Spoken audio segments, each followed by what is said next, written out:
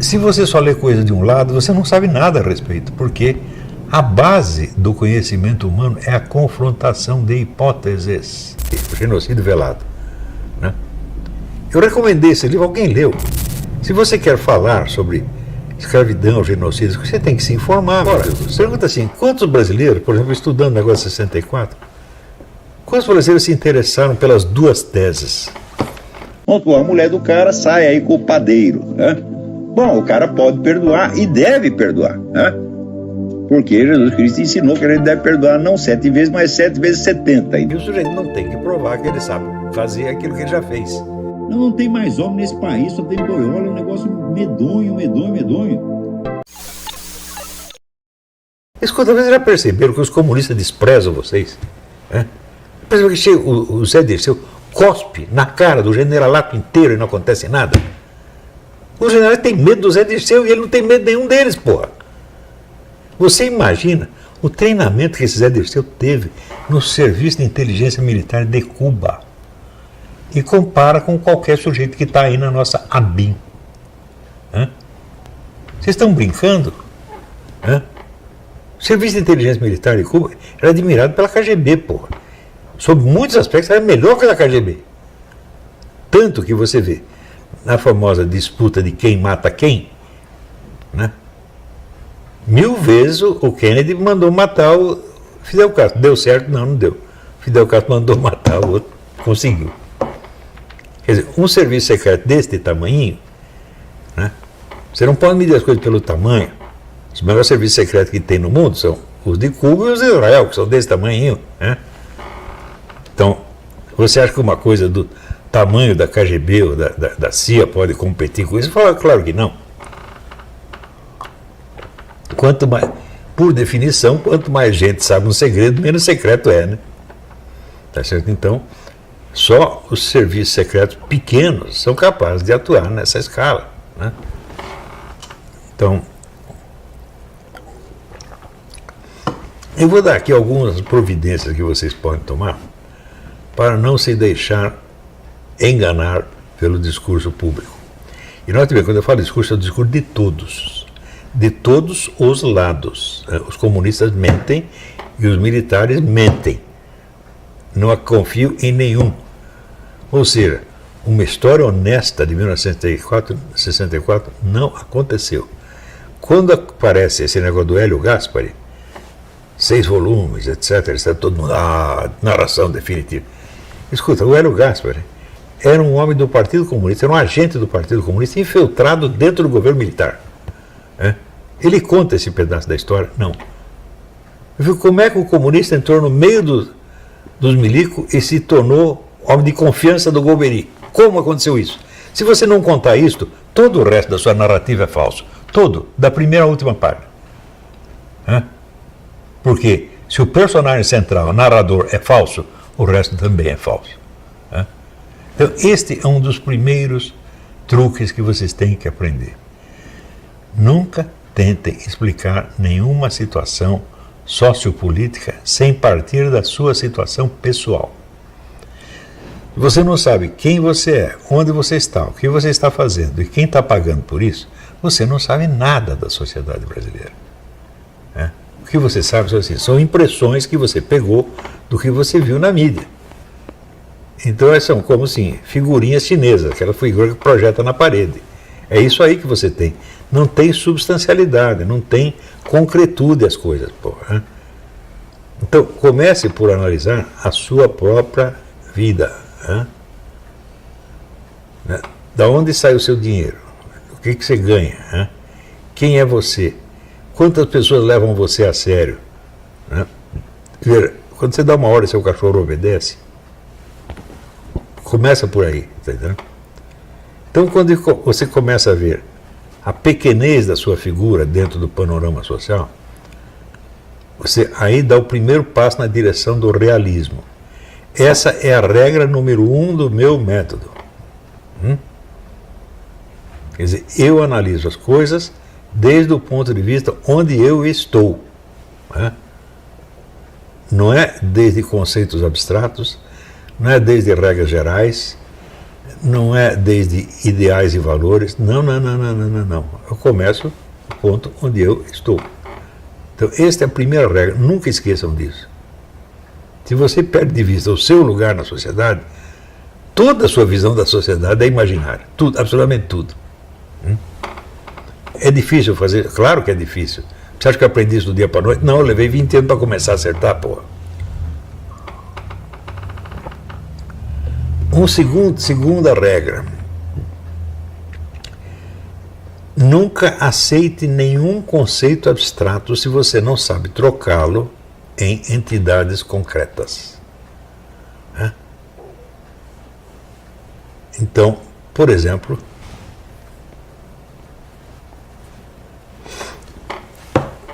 você fala, digamos, da força militar.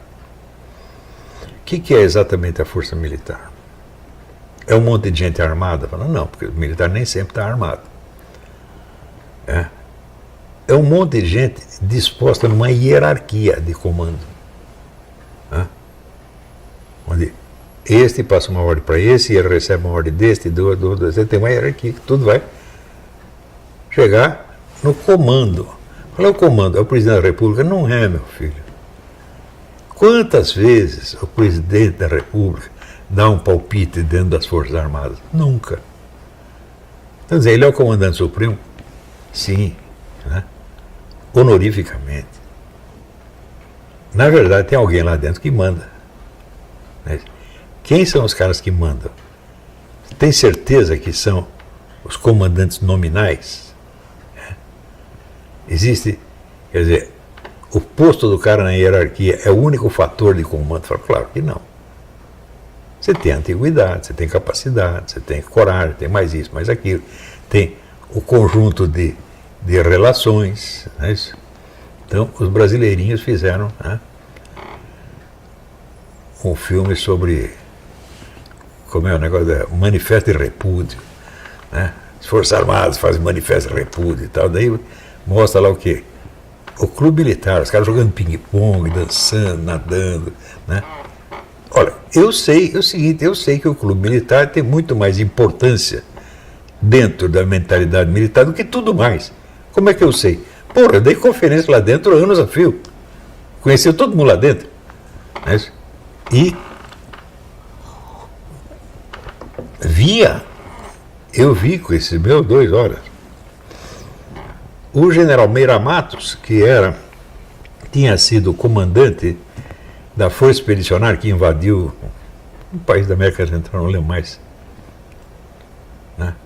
que era uma intervenção imperialista lá Então ele foi lá e, claro que os comunistas odiavam ele por causa disso. Mas eu vi esse general recebendo instruções políticas de comunista. E concordando. Associado a uma turma que estava tentando fazer a cabeça do ex-presidente Itamar Franco. E eles tinham um semanário de economia no Brasil, e levavam também muito a sério as informações do Lyndon LaRouche. E olha, o Lyndon LaRouche é uma besta quadrada, gente. Porra. Você vê, o cara foi o guru estrangeiro da nossa direita durante anos a fio. Foi o guru do Dr. Enéas, porra. O Dr. Enéas era um homem bom? Era um homem honesto. É inteligente? Não. Ele não era um homem inteligente, ele era burro. Porque o sujeito que leva a sério o Lyndon LaRouche não tem cultura suficiente. O Lyndon LaRouche vive num universo absolutamente fantástico. Tudo inventado. Você vê, o Lyndon LaRouche ele chega a criar, vamos dizer, uma história da Renascença que é o oposto da história da Renascença. Ele diz, a decadência do mundo moderno começou quando na Renascença os caras abandonaram Platão e aderiram a Aristóteles. Digo, gente, foi o contrário que aconteceu. Mas ele não sabe, porque ele não estudou. Ele chutou, ele leu Platão, achou bonito, leu Aristóteles, achou um saco, e decidiu descer o cacete no Aristóteles. Quer dizer, ele não tem cultura, bicho. Ele é pseudo-culto. Ora, Quando eu falo assim, sei lá, de um homem de cultura, eu sei o que é um homem de cultura. Né? Hoje minha irmã estava aqui comentando aqui com o Edinho. Falou, você pega o historiador austríaco Ernest Kantorowicz, este é um homem de cultura. Né? Que escreveu 2 ou 3 livros historiográficos monumentais. O cara que ele pega o período que ele vai estudar, ele sabe tudo a respeito. Né? Então, você quer ver outro homem de cultura? O historiador holandês Jan Huizinga escreveu talvez o livro de história mais bonito do século XX, que é o Outono da Idade Média. E depois escreveu... Hã? Não precisa nem mostrar, não, tá bom. E depois escreveu um livro de análise política, chama Nas Sombras do Amanhã, em inglês, In the Shadow of Tomorrow. Muita coisa que aconteceu depois está ali no livro dele, é o livro de 1920 e pouco. Né? E assim por diante, quer dizer, eu estou acostumado a ler homens de cultura. Agora, quando o homem tem pseudocultura, eu identifico assim, a pseudocultura a 2 km de distância. Pronto, quer ver o exemplo da pseudocultura? Esse ministro Borroso. Ele fica citando o livro que ele leu, livros que são boas leituras de ginásio. Aqueles clássicos que todo mundo tem que ler. Ah, eu li, sei lá, o Autodefesa de Sócrates. Eu devia ter lido aos 14 anos. Pô. Não é igual aos 70 que você fala disso aí. Não é isso? Supõe-se que um homem de cultura, aos 70 anos, ele lê livro especializado, dentro de uma área profunda. Né? Eu nunca vi um desses caras fazer um raciocínio jurídico que prestasse. Né? Tem cada coisa, cada erro lógico tão elementar que o sujeito devia ser reprovado no ginásio, porra. Mas no Brasil, o cargo é tudo. O sujeito é ministro, não sei o que. Pô, vocês têm que parar de respeitar isso aí, gente. Cargo não dá mérito a ninguém, cargo dá um dever. Hã? E se você foi nomeado para o cargo, isso quer dizer que você tem mérito? Não, meu filho, aí que você vai ter que demonstrar o mérito para justificar a porcaria do cargo. Senão você entra no famoso princípio de Peter, né, o livro Lawrence J. Peter. Né, Todo mundo é incompetente e você também. É um livro dos anos 60, em que ele diz o seguinte, a tese dele é muito simples, diz, todo mundo em toda organização, né, pode ser capitalista, política, militar, né, ele desempenha uma certa função, então ele é promovido. Ele desempenha bem essa função, ele é promovido. Até que chega um ponto onde ele não desempenha nada melhor, até ele parou a evolução dele. E ali ele para. Ou seja, todos os ocupantes dos cargos mais altos do mundo são incompetentes. Está errada essa tese? Porque enquanto ele era competente, ele estava subindo. Agora não dá para subir mais. Não é incrível? Você viu algum país perder uma guerra por causa do erro de um sargento? Hã? Não, no mínimo um general, rapaz. General marechal, talvez. Tem país. O Brasil tem marechal, né? A França também tinha marechal. Né? Você veja. O Marechal Pétain, que foi o grande vencedor da Primeira Guerra, quando ele foi governando a França, ele aliou a França com a Alemanha. Aliou com o ocupante. Ele não fez isso por mal, ele não estava a fim de sacanear a França. Mas foi um negócio de uma burrice descomunal. Né? Daí veio outro general, de Gaulle, toma a França, governa a França, né? E coloca a França para servir a União Soviética. E transforma a França numa potência de segunda ordem. Né? Esse era burro? Não, não era burro. Burro sou eu, porra. Né? Eu acho que o general de Gaulle era um homem falso. Né? Então, você vê, hoje sabe-se que o general de Gaulle foi iniciado numa tarica muçulmana. Ele recebeu a iniciação. Né? Então ele estava trabalhando por lá de lá.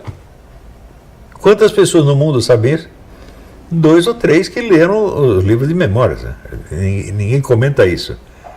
Então, por que ele prometeu que jamais entregaria a Argélia para os muçulmanos e entregou no dia seguinte? Ele estava comprometido a fazer isso, pô. Se ele não fizesse isso, os muçulmanos matavam ele. Então, essas coisas a gente tem que investigar. E para investigar isso, você nunca pode acreditar nas ideias gerais. Você tem que ir nos detalhes concretos da vida de cada personagem. Está entendendo? Quer dizer, cara que faz análise política usando nomes de ideologias, nomes de partidos, nomes de grupos, é uma besta quadrada, porra. Grupos não agem, gente. Ideologias não agem. Né? Elas apenas sugerem ideias. Mas se não tem um sujeito que incorpora a ideia e decide ele mesmo fazer, nada vai acontecer. Você está entendendo? Você vê no Brasil, quantos brasileiros acham que tem que ter uma intervenção militar? Praticamente todos os brasileiros, exceto os comunistas e os larápios. Né? O Brasil inteiro quer uma intervenção militar. Por que não acontece? Porque é apenas uma ideia. E essa ideia não está na cabeça de ninguém que tenha meios de fazer isso. Então, desde o início, eu estou falando, essa intervenção militar não vai vir. Por quê? Ela é impossível, gente. Você já parou para pensar, você faz uma intervenção militar? Vocês já viram, assim, o quanto o Bolsonaro, que não é um interventor militar, está apanhando da mídia mundial e da opinião pública mundial? Agora, você imagina um general que fizesse uma intervenção. No dia seguinte, não tinha mais um tostão para o Brasil, de todos os bancos do mundo. Então, pode esquecer. Não vai dar. Mas daí tinha o pessoal, não, nós temos aqui o artigo 142, etc, etc. Muito bem. Quando as pessoas explicavam isso, eles estavam explicando a legalidade, a constitucionalidade do artigo 142. Não precisa nem explicar, porque se faz parte da Constituição é constitucional, certo? Agora, você não me explicou quem vai fazer? Né? É o tal negócio, aquela piada do Milor Fernandes, né? Isso aqui é problema para uma criança de 5 anos. Aí o cara pensa o problema, fala, tragam-me uma criança de 5 anos. Não tem a criança de 5 anos para fazer o golpe militar, pô. Então, a única força politicamente ativa no Brasil é a massa popular. Mas a massa popular está desorganizada, ela não é uma militância. Então, este é o problema-chave do Brasil. Você tem uma massa conservadora, você não tem uma militância conservadora, até hoje. Então você não tem uma cadeia de comando. Uma coisa é você soltar ordens para uma massa difusa. Ah, dia tal, está todo mundo na Paulista. Muito bem. Mas você está se dirigindo, vamos dizer, a uma massa amorfa. Não tem voz de comando que isso possa obedecer. Voz de comando precisa o quê? Uma hierarquia. Pô. Precisa uma hierarquia, precisa, como é que se diz, um regulamento, e precisa obediência individualizada. Por exemplo, você vai lá pichar a parede, não sei o quê. Você vai lá fazer agitação na porta da fábrica tal. Você vai lá e joga uma banana na cabeça do general. E assim por diante. Não existe isso, gente. Não existe militância de direita no Brasil, até hoje. Por que não existe? Porque o pessoal, quando você fala a palavra política, eles pensam não no conteúdo real da atividade. Isto seria a terceira advertência que eu vou dar. Né?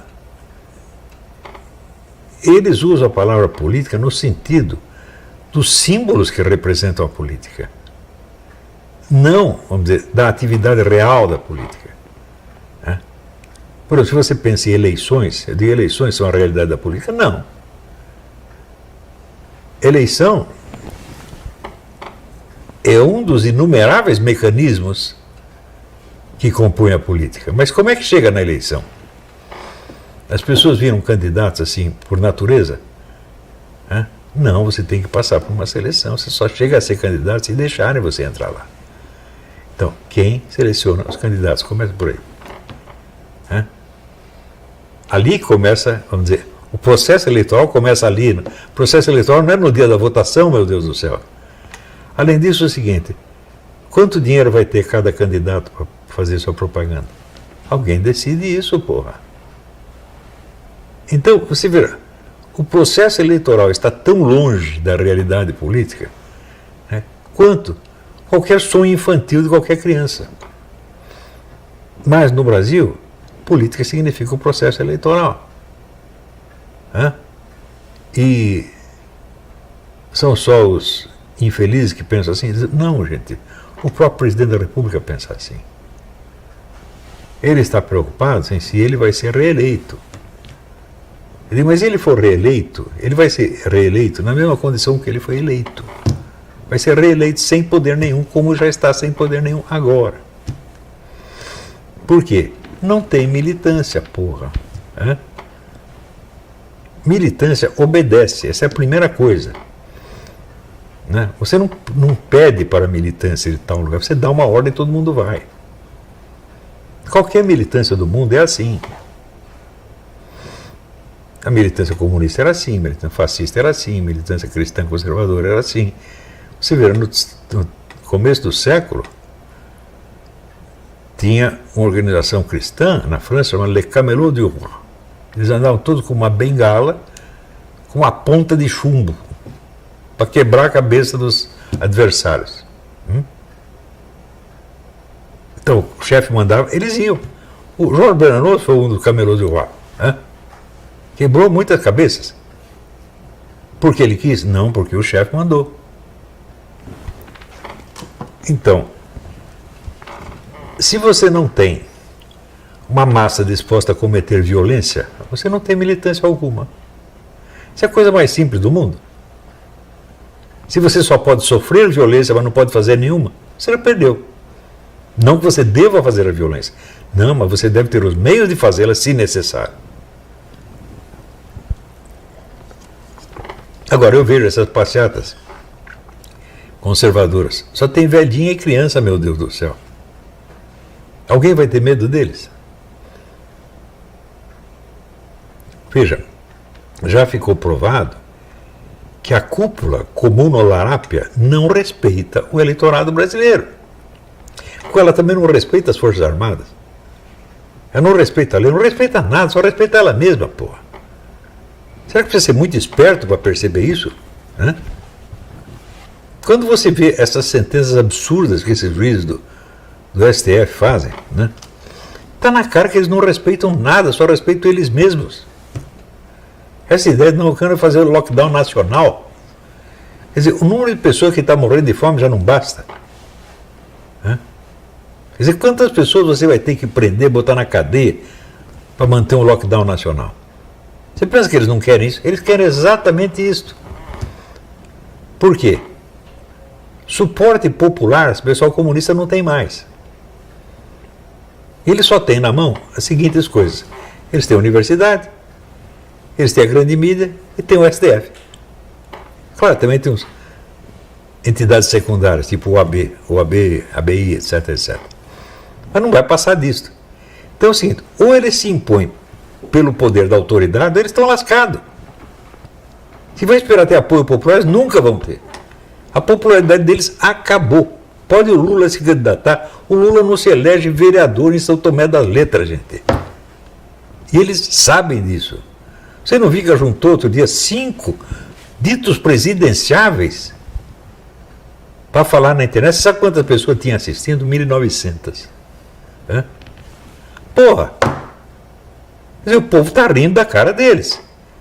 Então, não adianta esperar pelo apoio popular. Nós temos que ter o suporte da autoridade suprema, que tem o poder de prender e mandar matar. É isso que eles estão fazendo. Então, significa que, pelo menos sob este aspecto, eles sabem o que é política. É isso. Eles sabem que a política é a arte do comando. Né? Esse negócio, quando a pessoa diz... Olha, se tem um sujeito que eu desprezo, é o tal do Henry Kissinger. Eu acho o Henry Kissinger uma besta quadrada, tá entendendo? Na melhor das hipóteses. Isso se ele não for um agente do outro lado. Porque quando o sujeito, tudo que ele faz dá errado e dá a favor do outro lado, né? Aí ele tem que lembrar o que dizia o McCarthy, né? Se fosse por inabilidade, de vez em quando ela deveria nos favorecer. não é isso? Mas, por exemplo, ontem mesmo eu estava vendo uma live de um militar que faz isso aí, dizendo: não, nós mostramos para os americanos o que aconteceria se eles invadissem aqui a terra, porque nós fomos no Vietnã, aprendemos a técnica de guerra, de guerrilhas deles, etc, etc, etc. Diz: olha, isso é uma besta quadrada, porque o senhor acredita que houve uma vitória militar Vietcong. Essa vitória nunca houve. A famosa ofensiva do Tet foi um desastre total. O exército Vietcong acabou. Eles não tinham conseguido mais dar um tiro. Daí o que houve? Imediatamente, convocamos conversações de paz. E na conversação de paz, o Henry Kissinger cedeu tudo o que eles queriam. Ou seja, o lado vencedor cedeu tudo para o perdedor. Foi isso que aconteceu. Eu tenho inumeráveis livros sobre isso aqui. Né? Mas quem lê? O pessoal lê jornal. Meu Deus do céu. Bicho, cultura de jornal. Porra, é a mesma coisa que cultura jurídica. Se você... precisamos de pessoas de elevado saber jurídico. O que é elevado saber jurídico? É uma coleção de opiniões. Não é nada mais do que isso. Eu acho isso, o outro acha aquilo, e pronto, você convence as pessoas da sua opinião. Nada tem base científica, é tudo chute, porra.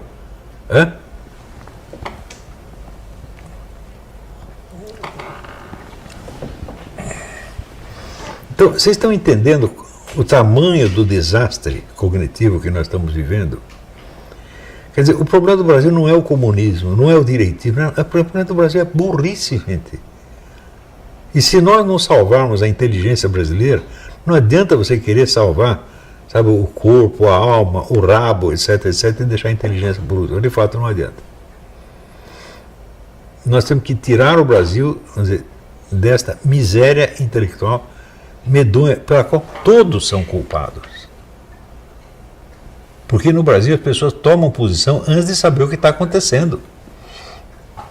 Por exemplo, o caso de 1964,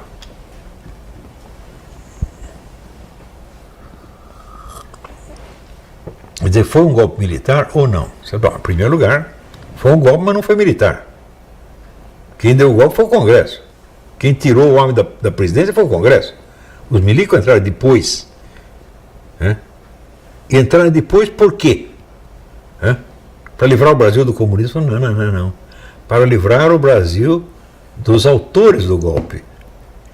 Que era o quê? Carlos Lacerda, Auro Moura Andrade, Adhemar de Barros, Magalhães Pinto. Era a liderança civil da direita parlamentar, meu Deus do céu. E qual foi a primeira providência que os milicos tomaram? Afastar essa direita parlamentar, tirar ela do cenário e assumir eles próprios. Ou seja, o golpe que os militares deram não foi contra o comunismo, porque o comunismo já tinha caído. Foi contra a direita, meu Deus do céu. Para que a direita não tomasse o lugar deles. Está entendendo? O negócio é muito grave, gente. Isso é uma mentira sórdida, tão sórdida quanto as mentiras dos comunistas. Agora, eu estou vendo, bicho, eu convivi bastante com militar durante os anos 90. E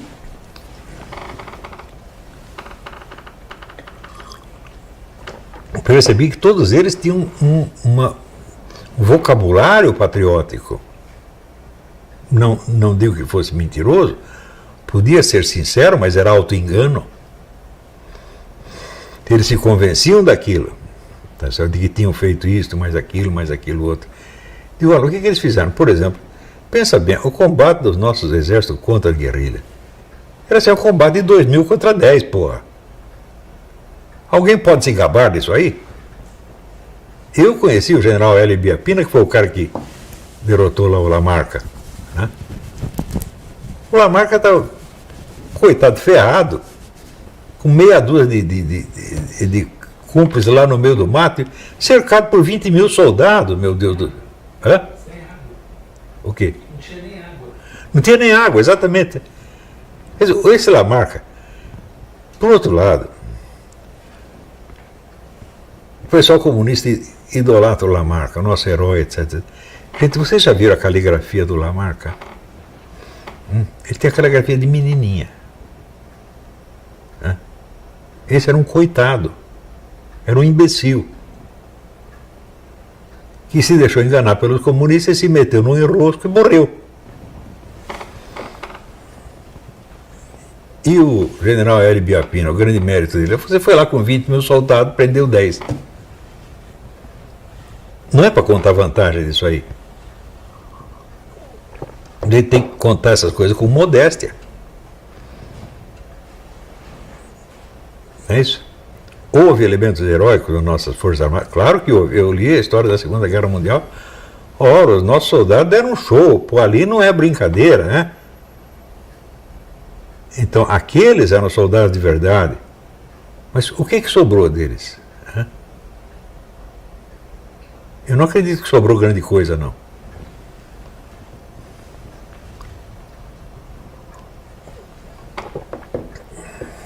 Mas no Brasil, você não pode tentar restabelecer a verdade dos fatos, porque as pessoas reagem emocionalmente. Elas só entendem duas categorias: está do meu lado ou está do lado contrário. Ou seja, ele segue a definição que o Carl Schmitt dava da política. É aquele setor da realidade onde, não havendo possibilidade de um acordo racional, só resta juntar os amigos contra os inimigos. Essa é a definição do Carl Schmitt. Não digo que a definição esteja errada, isso acontece de fato. A política é realmente isto.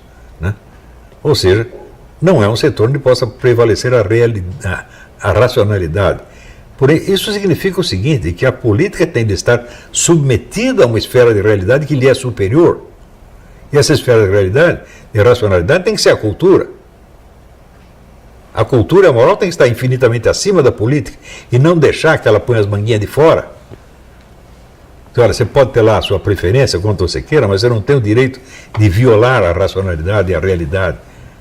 Você tem a obrigação de se manter dentro do que é a verdade de fato. Então, quarta regra. Quando você ouve esses termos genéricos, tipo assim, Estado Democrático de Direito, liberdade, igualdade, fraternidade, etc., etc., vocês, por favor, tentem traduzir isso em termos concretos. Por exemplo, olha, eu aposto as minhas 2 bolas do saco, eu só tenho 2, são velhas, mas para mim elas ainda servem para alguma coisa.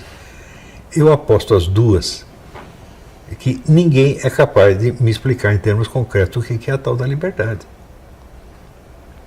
Liberdade é uma figura de linguagem, gente. Não é um conceito descritivo, identificável.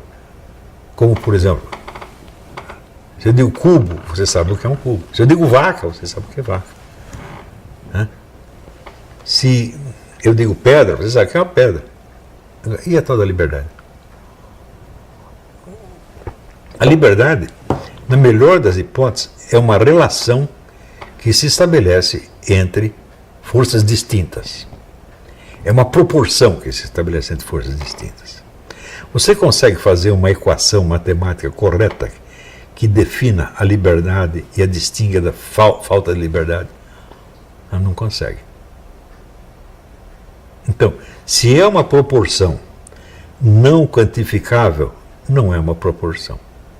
É apenas um flatus vocis, quer dizer, um peido verbal. E você tem sistemas políticos inteiros constituídos em torno dessa porcaria. E a igualdade, então? A igualdade entre que e que? Se você pegar em todas as democracias, bom, reconhece a igualdade perante a justiça. Isso existe? Porque se você acha que você tem aqui um processo entre, sei lá, entre eu e o Bill Gates, você que nós somos iguais perante a justiça, você está brincando comigo? É claro que não. Então, A igualdade, mesmo reduzida a essa expressão mínima, que é a igualdade perante a justiça apenas, não é igualdade econômica, não é igualdade cultural, não é igualdade física, não é o poder pessoal, não é nada. Reduzida, mesmo reduzida a isso, ela não existe. Por que as pessoas consideram que isso é um dos princípios fundamentais da democracia? Olha, a liberdade, uma certa dose de liberdade pode ser um resultado da democracia, jamais pode ser o princípio dela. Se você conseguir manter um mínimo suportável, tá certo, de igualdade e liberdade, bom, você realizou um grande negócio. Agora, pergunta assim, como que você realizou isso? Por exemplo, se existe um certo grau de liberdade civil num país, o que o produziu? Você é capaz de explicar como é que ainda existe alguma liberdade civil nos Estados Unidos? Claro que não. Então, a liberdade e a igualdade são resultantes de fatores desconhecidos. Fatores indescritíveis. Então, é claro que isso não pode ser um princípio, meu Deus do céu. Isso representa apenas um ideal. E o ideal, o que é um ideal? É um treco que você quer que aconteça e que você não sabe nem dizer o que é. Não é isso? Vamos dizer, o ideal é menos descritível do que um orgasmo, você está entendendo? O que é um orgasmo? É um treco que você quer sentir no fim. Você não sabe direito o que é, não sabe nem quanto vai durar, tá certo? Então você acha que aquilo é bom, então você fala. Como é que se pode discutir política seriamente com quem pensa assim, gente? Se você pegar esses 11 idiotas do Supremo Tribunal Federal, agora você vai me explicar o que é o Estado Democrático de Direito. Eles vão todos discutir em termos de liberdade, igualdade e fraternidade. São três coisas que eles não sabem o que é e que ninguém sabe o que é. Por você falar fraternidade, eu digo, peraí. É possível eu ser fraterno com o sujeito que eu desconheço, como eu sou fraterno com o meu próprio irmão? Ora, você sabe qual é uma das bases do racismo no mundo? A fraternidade. Você é fraterno com aqueles que são mais parecidos com você. Se você vê um cara totalmente diferente, eu sempre fico imaginando assim, você imagina o primeiro neguinho na África que viu o primeiro português desembarcar. Ele nunca tinha visto um homem branco, ele foi um homem branco, falou, mãe, um fantasma. Só pode ter sido essa a impressão. Não é isso? Eu considero que o racismo é um negócio inevitável. Existem pessoas não racistas. Eu mesmo me orgulho de ser uma delas. Mas grupos não racistas, sociedades não racistas, raças não racistas, vocês estão brincando comigo? Isso é impossível. Você veja, o Obama confessou que o único lugar onde ele sofreu discriminação racial foi onde? Na Indonésia. Da parte daqueles asiáticos que aqui nos Estados Unidos eles ficam defendendo os asiáticos contra a discriminação branca. O que é isso, porra? Afinal, eles são racistas ou são vítimas do racismo? Ou são como todo mundo, as duas coisas ao mesmo tempo? Você veja o que escrevia Nietzsche sobre os alemães no tempo dele. Ele escrevia sobre os alemães e sobre os franceses. Ele pôs os franceses lá em cima, os alemães eram seres inferiores. Ele era um racista anti-germânico, meu Deus do céu. E você acha que quando os alemães decidiram fazer esse negócio de nazismo, eles não estavam tentando se vingar de desprezo que eles tinham levado durante muito tempo? Claro. Em geral, o racismo aparece assim, como reação ao racismo anterior. Quando vai acabar isso? Eu asseguro para você, nunca. Isso nunca vai acabar. O racismo pode ser policiado e moderado, no máximo. Agora, você prometer que vai fazer uma sociedade não racista, você está mentindo. E pior, você está alimentando o racismo. Quanto mais você faz um discurso não racista, você está alimentando o racismo. Isso nos Estados Unidos é uma coisa óbvia, óbvia, óbvia, óbvia. Por exemplo, tudo que se fala de escravidão é assim, é o branco escravizando o preto, não é assim? Quando você vai estudar a história, os pretos escravizaram muito mais gente durante muito mais tempo e nunca tiveram a menor preocupação abolicionista. O primeiro negro que chegou com ideia abolicionista foi algum francês, português ou inglês chegou lá. E que os caras no Sudão até hoje não entenderam essa ideia. Tinha a história, procura a história do Império de Oyo. É um império que viveu da escravidão durante milênios. Está lá no livro História da África do Bernard Lugan.